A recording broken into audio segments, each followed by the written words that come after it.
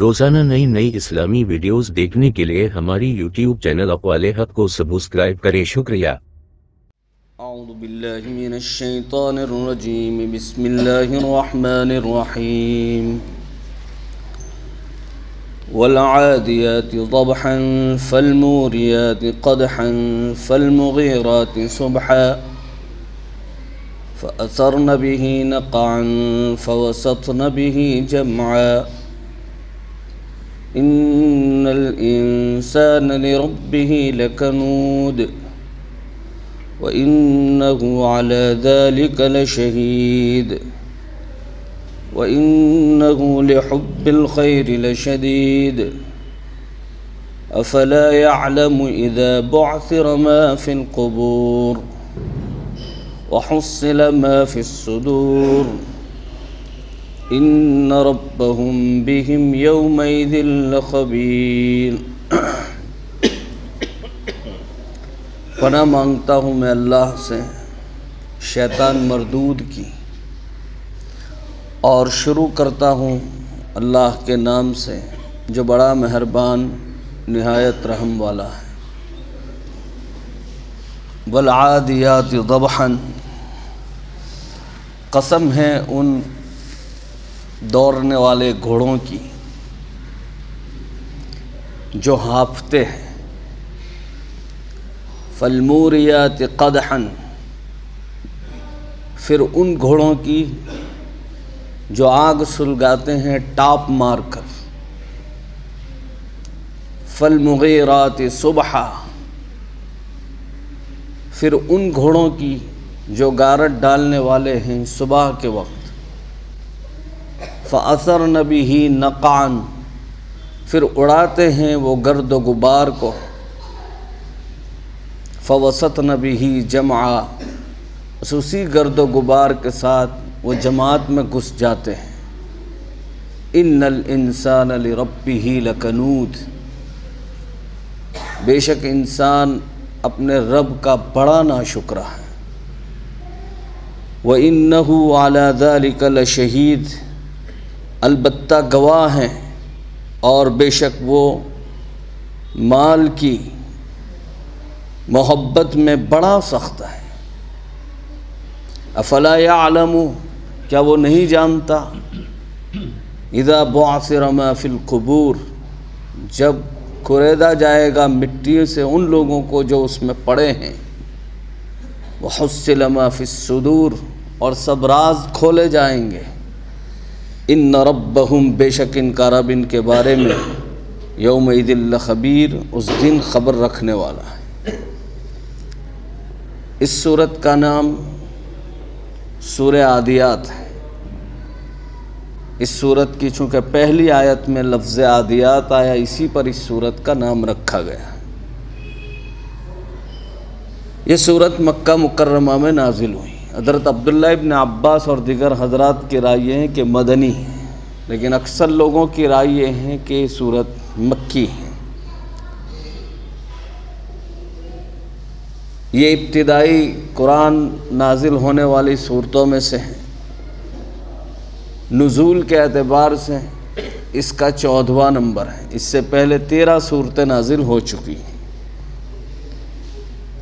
اس صورت سے پہلے یعنی کل جو بیان ہم نے کی القاریہ، اور اس سے اوپر جو آئے گی اذا زلزلہ، اس میں دونوں میں اعمال کی بات ہے۔ جیسے کل بتایا گیا تھا کہ اعمال کا وزن ہوگا، اور آئندہ کل جو صورت آئے گی سورہ زلزال، اس میں بھی اعمال پر تذکرہ ہے۔ ان دونوں کے بیچ میں اس صورت کو لا کر یہ ہمیں خبر دی جا رہی ہے کہ اعمال سے آپ کو غفلت میں ڈالنے والی بہت ساری چیزیں ہیں، لیکن عموماً دیکھا یہ جاتا ہے کہ 2 چیزوں کی وجہ سے آدمی بڑا غافل بنتا ہے۔ ایک ناشکری کی وجہ سے، اور دوسرا مال کی محبت کی وجہ سے بھی آدمی اعمال سے غافل ہو جاتا ہے۔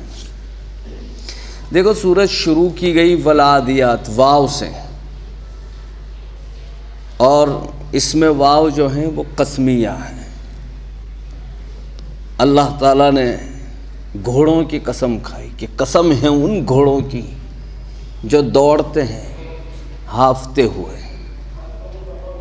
پہلے بھی یہ بات بیان کر چکے ہیں کہ بھائی اللہ کے سوا کسی کی قسم کھانا جائز نہیں ہے۔ امام ابو داؤد رحمۃ اللہ علیہ، ابو داؤد شریف جو ہیں بہت بڑی کتاب ہیں حدیث کی، اور مولوی جو حضرات مولوی بنتے ہیں تو وہ آخری سال میں وہ کتاب پڑھائی جاتی ہے۔ امام ابو داؤد بہت بڑے آدمی تھے، انہوں نے جو کتاب لکھی ابو داؤد شریف، اس میں یہ روایت نقل کیا ہے، من حلف بغیر اللہ فقد اشرک، جس شخص نے اللہ کے علاوہ کسی چیز کی قسم کھائی اس نے شرک کیا۔ اور آج ہم لوگ کو یہ کہیں کہ بھائی بیت اللہ کی قسم، نبی کی قسم، رسول کی قسم، ارے یہ سب تو پرانا ہو گیا۔ اب تو لوگ بچوں کے سر پر ہاتھ رکھ کر قسم کھاتے ہیں، مر چھوڑا نہیں قسم، مر چھوکری نہیں قسم، مر باں نہیں قسم، مر ماں نہیں قسم، یہ سب جھوٹ ہے۔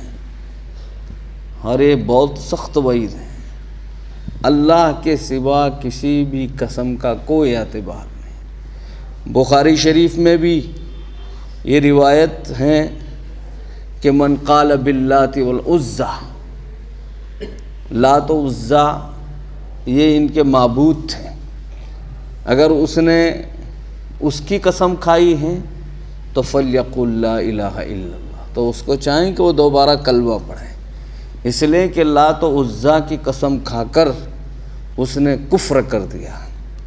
خیر، اب ایک اختلافی مسئلہ اور ہے کہ بھئی قرآن کی قسم کھانا جائز ہے یا نہیں، اس میں بہت تفصیل ہے، اور وہ ساری تفصیلیں یہاں یہ تو مدارس میں چونکہ ائمہ تیار، علماء تیار کرنے پڑتے ہیں، تو لفظاً بلفظاً اسے کھرید کر اس کو بیان کیا جاتا ہے۔ میں آپ کو سیدھا بتلا دوں کہ بھئی قرآن کریم کی قسم کھانا جائز ہیں یا نہیں۔ بھئی فقہا کا اس میں اختلاف ہے، بعض فقہا کہتے ہیں جائز نہیں، بعض کہتے ہیں جائز ہے۔ جو لوگ کہتے ہیں کہ بھئی کیوں جائز نہیں، کہ بھئی قرآن لفظی ہے، اس کی قسم کا اعتبار نہیں، لیکن جو فقہا جائز کہتے ہیں وہ کہتے ہیں کہ بھئی ہم جو لکھتے ہیں وہ لفظی ہیں، لیکن کلام معنی اور نفسی ہے، یہ اللہ کی صفات ہیں، یہ قدیم ہے، جس طرح اللہ کی ذات قدیم ہے۔ اگر کوئی اللہ کی کسی صفات کی قسم کھائے کہ اللہ کے جلال کی قسم، اللہ کی کبریائی کی قسم، اللہ کی عظمت کی قسم، تو اس کا اعتبار ہے، اسی طرح اس کا بھی اعتبار ہے۔ تو علامہ فخر الدین زیلعی، ان کے کتاب ہیں تبیین الحائق، اس میں وہ فرماتے ہیں کہ اگر کسی نے قرآن کی قسم اٹھائی تو اس کی قسم کا اعتبار کیا جائے گا۔ بہرحال ان کے نزدیک جائز ہیں۔ خیر، تو بھائی اللہ تعالیٰ کو سب کچھ اختیار ہیں، ہمیں کوئی اختیار نہیں ہے۔ لا یسأل عما یفعل وہم یسألون، اللہ تعالیٰ جو کچھ کرے گا، اللہ تعالیٰ سے کون کیا پوچھے گا؟ بھائی اللہ سے کوئی کچھ نہیں پوچھے گا، اور کس کی ہمت ہے، ہم سے پوچھا جائے گا۔ ورنہ اللہ تعالیٰ روزانہ کتنوں کو مار رہے ہیں، کتنے بچے، عورتیں، مرد، بوڑھے بڑے، اس کو اختیار ہے۔ اگر کوئی باپ اپنی اولاد کو بھی مار دے گا تو ہم سے پوچھا جائے گا، لیکن اللہ سے کوئی نہیں پوچھے گا۔ اللہ تعالیٰ کے احکام الگ ہیں، مخلوق کے احکام الگ ہیں۔ بہرحال والعادیات ضبحا، قسم ہیں ان گھوڑوں کی جو دوڑتے ہیں ہافتے ہوئے۔ تو اس سے گھوڑے مراد ہیں یا اور کوئی چیز مراد ہے؟ حضرت علی کرم اللہ وجہہ فرماتے ہیں کہ اس سے اونٹ مراد ہے، اس لیے کہ عرب میں زیادہ تر اونٹ دوڑتے تھے، اس لیے یہاں اونٹ مراد ہے۔ لیکن حضرت عبداللہ ابن عباس اور دیگر حضرات فرماتے ہیں کہ اس سے گھوڑے ہی مراد ہیں، کیونکہ گھوڑے ہی ہافتے ہیں۔ امام ابن جریر طبری فرماتے ہیں کہ جانوروں میں صرف 2 جانور ہافتے ہیں، باقی کوئی جانور ہافتہ نہیں ہے، اس میں ایک کتا ہے اور ایک گھوڑا ہے، اور یہاں اللہ تعالیٰ نے یہ کہا ہے کہ ہافتے ہیں، تو یہاں اس سے گھوڑے ہی مراد ہیں۔ بہرحال قسم ہے گھوڑوں کی جو دوڑتے ہیں ہافتے ہوئے۔ فالموریات قدحا، پھر آگ سلگانے والوں کی ٹاپ مار کر۔ عام طور پر بھائی جب ہم دیکھتے ہیں کہ بھائی عموماً گھوڑوں کے پاؤں کے نیچے وہ جو نال ڈالی جاتی ہیں لوہے کی، اور ہم نے بھی دیکھا ہے ڈالتے ہوئے، اور آپ لوگوں نے بھی دیکھا ہوگا، اور ابھی تک آخری زمانے تک دیکھا گیا ہے، تو جب ان کے پاؤں پتھروں پر پڑتے تھے تو چنگاریاں نکلتی ہیں۔ ان گھوڑوں کی اللہ تعالیٰ نے قسم اٹھائی ہے۔ پھر ان کی جو غارت ڈالنے والے ہیں صبح کے وقت، اس زمانے میں عموماً حملے صبح کے وقت ہوتے تھے۔ بخاری شریف میں ہے کہ سرکار دو عالم صلی اللہ علیہ وسلم دشمن پر صبح کے وقت حملہ کرتے تھے، یہ آپ علیہ السلام کا بھی معمول تھا۔ اور مسلم شریف کی روایت میں ہے کہ حضرت صلی اللہ علیہ وسلم جب دشمن پر حملے کا ارادہ فرماتے ہیں تو رات کے آخری حصے کا انتظار فرماتے ہیں، صبح کے وقت کا۔ اگر اس طرف سے کہیں سے اذان کی آواز آتی تو آپ حملہ نہیں کرتے تھے، کہ کہیں یہاں سمجھ جاتے تھے کہ یہاں اہل ایمان ہے، جبھی تو وہاں سے اذانوں کی آواز آتی۔ اور خیبر کا جب موقع آیا تھا اس وقت بھی آپ علیہ السلام نے حضرات صحابہ کو تاکید کی تھی کہ غور سے سننا، کہیں سے اذان کی آواز آتی ہو اور آپ وہاں حملہ کر دیں تو کہیں ایسا نہ ہو کہ مسلمان مارے جائیں۔ تو بہرحال کہیں غلط فہمی میں ہمارے ہاتھ سے اہل ایمان نہ مارے جائیں، اس بات کی خاص توجہ رکھنا۔ عام طور پر اللہ کے نبی علیہ السلام صحابہ کو بھی اس بات کی تاکید فرماتے تھے۔ تو فرمایا کہ جو حملہ کرنے والے ہیں صبح کے وقت، پھر وہ اڑاتے ہیں اس میں گرد و غبار۔ اب اڑاتے ہیں سے مراد بعض حضرات بیہی کی ضمیر، یہ ہا جو ہیں یہ کس کی طرف لوٹتا ہے، یعنی گھوڑوں کی طرف لوٹاتے ہیں تو مطلب الگ ہوگا، اور صبح کی تو اس وقت معنی ہوگا کہ وہ گھوڑے جو صبح کے وقت گرد و غبار اڑاتے ہیں۔ رات کو بھائی عموماً وہ اوس و شبنم، جس کو ہم اپنی زبان میں کیا بولتے ہیں، جھانکوڑ، تو اس وقت مٹی جم جاتی ہے، لیکن وہ گھوڑے اتنے تیز دوڑتے تھے کہ ان کے پاؤں سے گرد و غبار اڑتا تھا۔ تو اللہ تعالیٰ نے ان گرد و غبار اڑانے والے گھوڑوں کی قسم کھائی اور تعریف فرمائی کہ وہ اتنے تیز دوڑتے تھے کہ صبح کے وقت گرد و غبار اڑاتے ہیں۔ بعض حضرات نے قدحن کی طرف بھی ہا کی ضمیر کو لوٹایا تو معنی ہوگا تیز چلنے کی وجہ سے گرد و غبار اڑاتے ہیں، وہی بات جو میں نے بیان کی۔ بہرحال فوسطن بہ جمعا، تو بہ کی ضمیر لوٹ رہی ہے نقا کی طرف، معنی ہوگا کہ وہ گھس جاتے ہیں دشمن کی جماعت میں، گرد و غبار کے ساتھ۔ ان گھوڑوں کی قسم اللہ نے کھائی کہ وہ کسی چیز کی پرواہ نہیں کرتے۔ ان الانسان لربہ لکنود، بے شک انسان اپنے رب کا بڑا ناشکرا۔ لیکن بھائی تعجب یہ ہوتا ہے کہ بھائی گھوڑوں کی باتیں بول کر انسان کی ناشکری بیان کی جا رہی ہیں، اس سے یہ مناسبت کیا ہے؟ کہاں گھوڑے کہاں انسان، اور یہ مثال فٹ نہیں بیٹھتی ہے۔ لیکن یاد رہے ایک بڑا گہرا ربط ہے، ایک بڑا گہرا تعلق ہے گھوڑوں کی مثال، کہ بھائی گھوڑا جس کا مالک اللہ ہے، اس کو پیدا کس نے کیا؟ اللہ نے کیا۔ اس کو جو طاقت دی ہے کس نے دی؟ اللہ نے دی۔ وہ جو گھاس چارہ کھاتا ہے اس کو اگایا کس نے؟ اللہ نے۔ وہ جو پانی پیتا ہے وہ دیا کس نے؟ اللہ نے۔ لیکن وہ جو مالک ہیں اس کا وقتی طور پر، وہ تو صرف اس کا نگران ہے، اس کے باوجود وہ گھوڑا اس کا کتنا خیال رکھتا ہے کہ جب اپنے مالک کا کوئی کام کرنا ہوتا ہے تو گھوڑا گرد و غبار بھی نہیں دیکھتا، جب دشمنوں کی جماعت میں گھسنا ہوتا ہے تیروں کی بوچھاڑ نہیں دیکھتا ہے، نیزوں کے حملے بھی نہیں دیکھتا ہے، دشمنوں کی پرواہ کیے بغیر وہ ان جماعتوں میں گھس جاتا ہے، اور ایک انسان ہے جس کے لیے اللہ نے کیا کیا نہیں بنایا، پھر بھی انسان بڑا ناشکرا ہے۔ یہ ربط ہے، سمجھ رہے ہیں بھائی؟ میں کبھی طلباء کو کہتا ہوں کہ بھائی ہم لوگوں کے لیے بڑی ناموشی کی بات ہے کہ ایک جگہ تو اللہ تعالیٰ قرآن میں فرماتے ہیں وَلَقَدْ كَرَّمْنَا بَنِي آدم، ہم نے بنی آدم کو مکرم بنایا، اس سے بڑھ کر کوئی مخلوق نہیں۔ لَقَدْ خَلَقْنَا الْإِنسَانَ فِي أَحْسَنِ تَقْوِيمٍ، انسان سے زیادہ اللہ نے اس دنیا میں کوئی چیز خوبصورت نہیں بنائی۔ لیکن اسی انسان کی باتیں جب بیان کی جاتی ہیں اور جب وہ ناشکری پر اتر آتا ہے، اللہ کے ساتھ بغاوت کرتا ہے، تو اس اشرف المخلوقات کی مثال بیان کرنے کے لیے پھر اللہ تعالیٰ جانوروں کا تذکرہ کرتے ہیں بھائی۔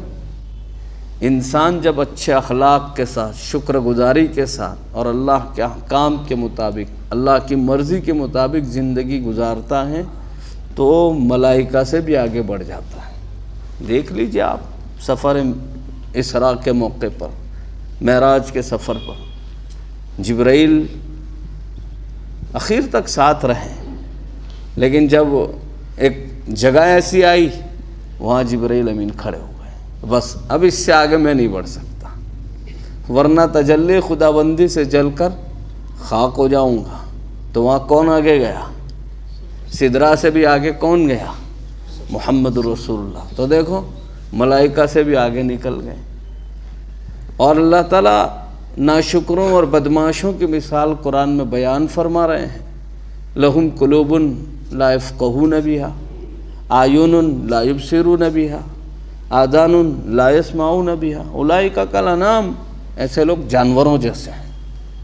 دیکھو ایک دم سے اشرف المخلوقات سے کہاں گیا؟ جانوروں کے ساتھ تشبیہ دے دی، اولئک کالانعام، وہ جانوروں جیسے ہیں۔ بلکہ اس سے آگے جملے فرما دے بل ہم اضل، بلکہ ان سے بھی گئے گزرے ہیں۔ تو اللہ تعالیٰ فرماتے ہیں کہ بھئی ان الانسان لربہ لکنود، بے شک انسان اپنے رب کا کھلا ناشکرا ہے۔ یہاں یہ عمومی ناشکری کی بات ہے، اکثر حضرات کی رائے یہ ہے کہ عمومی بات ہے، لیکن حضرت حسن بصری فرماتے ہیں کہ بالخصوص اس شخص کی بات ہے کہ جس پر اللہ تعالیٰ نے موسلا دھار بارش کی طرح نعمتیں برسائی ہیں، لیکن جب ان کو کوئی مصیبت اور کوئی تکلیف آتی ہے تو وہ ساری نعمتوں کو بھلا کر وہ اپنی تکلیفوں کو شمار کرتا ہے۔ میں بیمار ہو گیا، میرے ساتھ ایسا ایسا ہوا، میرا مالی نقصان ہو گیا، دشمن حاوی ہو گیا، اور بہت ساری اللہ کی نعمتیں ہیں، اس کو تو گنا نہیں رہا ہے کہ اللہ نے میرے ساتھ یہ بھی انعام کیا، یہ بھی۔ نعمتوں کو چھوڑ کر صرف مصیبتوں کو گننے والے کے متعلق یہ جملہ فرما گیا۔ یہ بہرحال حضرت حسن بصری کا قول ہے، لیکن اکثر مفسرین فرماتے ہیں کہ عام انسان کے بارے میں کہ انسان بڑا ناشکرا ہے۔ میرے عزیزوں، ناشکری نہ کریں۔ ناشکری جو ہے وہ انسان کو اللہ سے بہت دور کر دیتی ہے۔ ہمیشہ شکر گزار رہنا چاہیے۔ بہت سارے بزرگ ایسے ہیں جن کے پاس کچھ نہیں تھا، لیکن الحمدللہ ہر وقت وہ اللہ کی شکر گزار۔ ایک بزرگ بہت بیمار تھے، جن کے پورے جسم میں بیماریاں ہیں، آبلے پڑے ہوئے ہیں اور راستے کے کونے میں پڑے ہوئے ہیں، اور ان کی زبان حرکت کر رہی ہے۔ کسی نے قریب جا کر سنا تو زبان سے بول رہے ہیں الحمدللہ الحمدللہ۔ پوچھنے والے نے پوچھا بچا بھی کیا ہے جس پر آپ اللہ کی تعریف کریں؟ پورا جسم تو بیماری سے بھرا ہوا ہے۔ انہوں نے فرمایا کہ الحمدللہ زبان اور دل تو سلامت ہے، اس پر اللہ کا شکر ادا کرتا ہوں۔ لئن شکرتم لازیدنکم، اگر شکر گزاری کرو گے تو میں نعمتوں کو بڑھاؤں گا۔ میرا عزیزو، اتنا تو ایمان ہے نا، اللہ وعدے کے خلاف کبھی نہیں کرتا ہے۔ اللہ وعید کے خلاف کر سکتا ہے، سمجھ رہے ہیں؟ اللہ وعید کے خلاف تو کر سکتا ہے، لیکن وعدے کے خلاف کبھی نہیں کرتا۔ اللہ فرماتے ہیں لئن شکرتم لازیدنکم، شکر گزاری کرو گے تو میں نعمتوں کو خوب بڑھاؤں گا۔ ولئن کفرتم، اور اگر ناشکری کے نا تو ان عذابی لشدید، تو میرا عذاب بڑا سخت ہے۔ اب میں آپ کو جائیں کہ علمی بات بتاؤں، دیکھو یہ عربی کی بات ہے۔ لئن شکرتم تو اللہ تعالیٰ سیدھے سادے الفاظ میں کہہ سکتے تھے ازیدکم، میں نعمتوں کو بڑھاؤں گا، لیکن جب بات دینے کی آئی تو تاکید کے ساتھ کہہ رہے ہیں۔ عربی میں اگر کسی چیز کے آگے پیچھے لام اور نون آ جائیں تشدید کے ساتھ، لَأَزِيدَنَّكُمْ، ہم ضرور بالضرور آپ کی نعمتوں میں اضافہ کریں گے۔ دینے کی بات آئی تو اللہ نے کتنی پختگی سے بات کہی، وَلَئِن كَفَرْتُمْ، اور اگر ناشکری کی تو الفاظ میں انصاف کا تقاضا یہ تھا کہ جب دینے کی بات میں آپ نے سختی سے کام لیا ہے کہ ہم ضرور بالضرور دیں گے، تو عذاب دینے میں بھی آپ ان الفاظ کا استعمال کر سکتے تھے کہ لَأُعَذِّبَنَّكُمْ، ہم آپ کو ضرور بالضرور سزا دیں گے، لیکن وہاں وہ الفاظ استعمال نہیں کیے، شفقت کے ساتھ ہلکے انداز میں کہہ دیا لئن شکرتم لازیدنکم ولئن کفرتم ان عذابی لشدید، تو پھر میری پکڑ سخت ہوگی۔ ورنہ یہ بھی کہہ سکتے تھے کہ لَأُعَذِّبَنَّكُمْ، ہم ضرور بالضرور آپ کو سزا دیں گے، لیکن اللہ کریم ہے، وہ اس کے الفاظ سے بھی پتہ چلتا ہے، اس کی ذات میں تو ہے ہی، لیکن الفاظ سے بھی اللہ اپنی ذات کا تعارف کروا رہے ہیں۔ بہرحال ہمیں بھائی ناشکر نہیں بننا چاہیے۔ میں ہمیشہ اپنے طلباء کو ایک بات کہتا ہوں کہ شکر گزاری ماحصل نعمتوں کو بڑھاتی ہے اور ما بقیہ کو کھینچ لاتی ہیں، جو مقدر میں باقی ہیں اس کو کھینچ لاتی ہیں۔ وَلَئِن كَفَرْتُمْ، اور ناشکری ماحصل کو جو حاصل ہوا ہے اس کو فوت کر دے گی اور ما بقیہ کو ضائع کر دے گی، جو باقی رہ گیا ہے وہ حاصل نہیں ہوگا۔ اس لیے ناشکری نہ کریں، ناشکری سے اللہ کو بہت غصہ آتا ہے، سمجھ رہے ہیں بھائی؟ مخلوق کے حق میں ناشکری کریں تو یہ اللہ سے برداشت نہیں ہوتا، تو مخلوق اگر خالق کے حق میں ناشکری کرے گی تو اللہ سے کیسے برداشت ہوگا؟ سمجھ رہے ہیں؟ بالکل نہیں ہوگا۔ اللہ کے نبی علیہ السلام جب پیدا ہوئے تو ابو لہب جو تھا ان کا چچا، اس نے بہت خوشیاں منائی تھی، کیونکہ عرب میں تو لڑکے کا پیدا ہونا بہت خوشی کا موقع سمجھا جاتا تھا، تو ابو لہب نے بہت خوشیاں منائی تھی، اپنے قیمتی باندی کو بھی آزاد کر دیا تھا خوشی میں، اور کبھی کبھی بھتیجے محمد کو بچپنے میں چھوٹے تھے تو گھر لے آتا تھا، ان کے ساتھ کھیلتا تھا، پیار دیتا تھا، چبا چبا کر لقمے کھلاتا تھا، یہ سارا پیار اس نے دیا ہے۔ اور جس وقت آپ نے صفا پہاڑی پر چڑھ کر دعوت دی تھی اور آپ نے جب یہ کہا قولوا لا الہ الا اللہ تفلحون، کلمہ پڑھو کامیاب ہو جاؤ گے، تو سب سے پہلے جو بولا تھا چچا ابو لہب بولا تھا تبا لک یا محمد، تیرے ہاتھ اللہ کو، نعوذ باللہ، اسی لیے تو نے ہم کو بلایا۔ تو فوراً جبرائیل آئے کہ آپ کچھ نہ بولیں، ہم جواب دے دیتے ہیں، ورنہ جہاں یہ کہا گیا قل یا ایھا الکافرون قل هو اللہ احد قل اعوذ برب الفلق قل اعوذ برب الناس، یہ بھی تو کہہ سکتے تھے نا، قل تبت یدا ابی لہب وتب، لیکن قل نہیں آیا، سیدھے سیدھا اللہ نے کہہ دیا تبت یدا ابی لہب، تیرے ہاتھ اللہ کو۔ مفسرین نے وجہ لکھی، اللہ تعالیٰ فرماتے ہیں کہ میرے محبوب آپ بد دعا نہ دیں، اس لیے کہ آپ پر اس کا احسان ہے۔ جب آپ بہت چھوٹے تھے تو اس نے گود میں بٹھا بٹھا کر کھلایا، سمجھ رہے ہیں؟ اگر آپ بد دعا دیں گے تو احسان فراموشی ہوگی اور یہ ناشکری ہوگی، یہ ہم سے برداشت نہیں ہوگا، اس لیے آپ کچھ نہ بولیں، ہم ہی کہہ دیتے ہیں۔ تو بھائی ناشکرے نہ بنیں، ناشکری سے اللہ تعالیٰ کو بہت غصہ آتا ہے۔ میں نے ایک واقعہ کہیں پڑھا تھا لیکن وقت نہیں ہے، لیکن ابھی ناشکری پر بہت ساری باتیں آئے گی، اس پر انشاءاللہ اس کو بول دیں گے۔ بہرحال اب بھائی بہت ساری نعمتیں ہیں، کبھی ہم نے غور کیا؟ ہم اپنی اصلیت پر غور کریں، چلو سب چیزوں کو چھوڑ دیں۔ وفی انفسکم افلا تبصرون، تم اپنی ذات میں غور و فکر کرو نا بھائی۔ یہ صحیح سالم اللہ نے آنکھیں دی، اور کتنا منظم انداز میں، فتبارک اللہ احسن الخالقین، کتنے اچھا انداز میں اللہ نے ہم کو بنایا۔ ناک اٹھائی نہیں چوٹار دی دو تو سوچیں ذرا، تصور کی دنیا میں جائیں، کتنی بھدی شکل معلوم ہوتی۔ یہ آنکھیں یہاں سے اٹھا کر یہاں رکھ دی ہوتی تو آپ ذرا اندازہ لگائیں، یہاں بھی ہڈی، یہاں بھی ہڈی، دو کے بیچ میں رکھا ہے، اگر اوپر سے کوئی چیز گرتی ہے تو آنکھ سلامت رہے۔ اور آپ دیکھیں پھر اس پر برش لگا دیے، 2-3 دن اپنی گاڑی کو کمپاؤنڈ میں چھوڑ دیں اپنے گھر کے آگے، یہ گودرے کے باہر کی بات کرتا ہوں، اپنے یہاں تو 2 گھنٹے میں بیچاری گرد و غبار ہو جائے گی، پورا اولیا اس کا بگڑ جائے گا، اتنا ڈسٹ ہوتا ہے۔ او بھائی اگر یہ پل جھپکنا بند کر دے آنکھیں تو کیا ہوگا؟ یہ وائپر کا کام کرتا ہے، نہ چاہتے ہوئے بھی ہر چند سیکنڈ کے بعد وہ پل جھپکے گی، اور صبح سویرے جب آپ اٹھو گے دن بھر کا سارا کچرا ایک سائڈ کر دے گا۔ روزانہ کتنا نکلتا ہے بھائی، اگر یہ نکلنا بند ہو جائے تو پردے آ جائیں گے۔ یہ زبان، اس میں کتنے سوراخ ہیں، کبھی سوچا آپ نے؟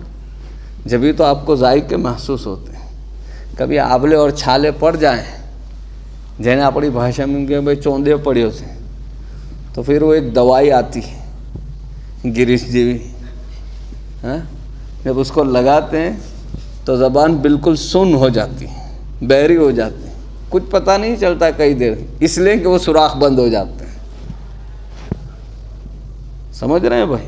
تو وفی انفسکم، تم اپنی ذات میں غور و فکر کرو نا، کتنی نعمتوں سے نوازا ہے، اور تمہاری اصلیت اور حقیقت کیا ہے؟ ایک قطرہ آب، ایک گندے قطرے سے تم کو پیدا کیا ہے، اور کتنا خوبصورت انسان بنا دیا۔ شکر گزاری کرنی چاہیے، ناشکری نہیں کرنی چاہیے۔ اب بہت سارے لوگ بھائی ڈھیر ساری نعمتیں ہم استعمال کرتے ہیں، ارے سب چھوڑ دو، یہ دن بھر میں کتنی سانسیں آتی جاتی رہتی، کتنی ہزاروں مرتبہ ہم لوگ سانس لیتے ہیں، کچھ پل کے لیے اگر یہ سانسیں رک جائیں تو آدمی اس دنیا سے اس دنیا میں منتقل ہو جاتا ہے، اور لمحوں میں دیکھتے دیکھتے قصے تمام ہو جاتے ہیں، کتنی سانسیں آتی جاتی رہتی۔ لاک ڈاؤن میں دیکھا نا آکسیجن کا مسئلہ کتنا اہم ہے، پیسوں سے بھی نہیں ملتا، اللہ تعالیٰ مفت میں دے رہا ہے۔ کبھی اس پر شکریہ ادا کیا؟ اور ادائے شکر کے لیے اللہ تعالیٰ شکر سے اتنا کافی نہیں ہے، سمجھ رہے ہیں؟ شکر کی ادائیگی کے لیے بہترین چیز جو ہے وہ نماز ہے، نماز سے بڑھ کر شکر کی کوئی چیز نہیں، اس میں جسم کا ایک ایک عضو استعمال ہوتا ہے۔ اس لیے بھائی ہمیں شکرانہ کے طور پر میں نے اس دن بھی کہا تھا، ہر روز ہمیں صلاۃ شکریہ ادا کرتے رہنا چاہیے۔ حضرت عمر فاروق رضی اللہ تعالیٰ عنہ کے زمانے میں تھا، وہ جہاں کہیں اپنے آدمیوں کو گورنر بنا کر بھیجتے تھے تو خطوط بھیجتے تھے، اور وہ ان کی نمازیں دیکھتے تھے، اگر ان کی نمازیں درست ہیں تو سمجھتے ہیں کہ بھائی باقی سارے کام وہ پوری امانت داری اور دیانت داری سے کرتے ہیں، اگر نماز میں جھول ہیں تو بھائی خطرہ ہے۔ بھائی آج کے کتنے افسران نماز نہیں پڑھتے ہیں۔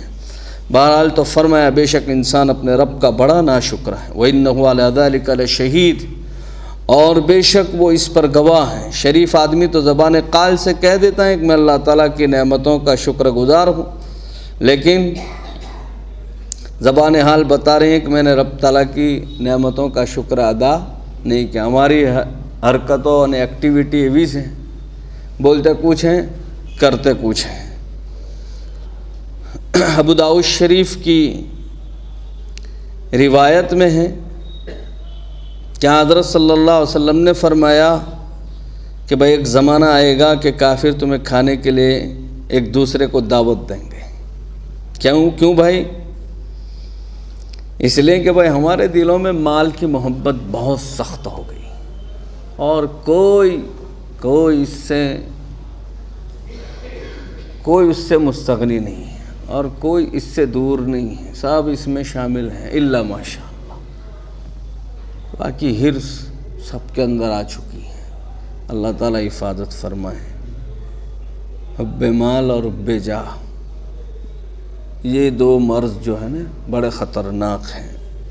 آپ علیہ الصلاۃ والسلام نے فرمایا کہ سیاتی زمانون علی امتی، میری امت پر ایک زمانہ ایسا آئے گا کہ کافر تمہیں کھانے کے لیے ایک دوسرے کو دعوت دیں گے۔ جیسے دسترخوان پر کھانا لگا دیا گیا ہو تو کھانے والوں کو بلایا جاتا ہے، آؤ بھائی کھا لو۔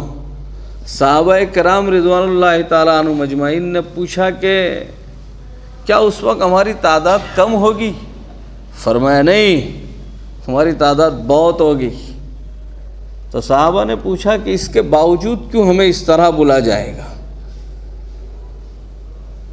فرمایا یکفیکم الوہن، تمہارے اندر وہن پیدا ہو جائے گا۔ ہر وہن کیا چیز ہے؟ فما الوہن یا رسول اللہ۔ آپ علیہ السلام سے پوچھا گیا کہ وہن کیا چیز ہے؟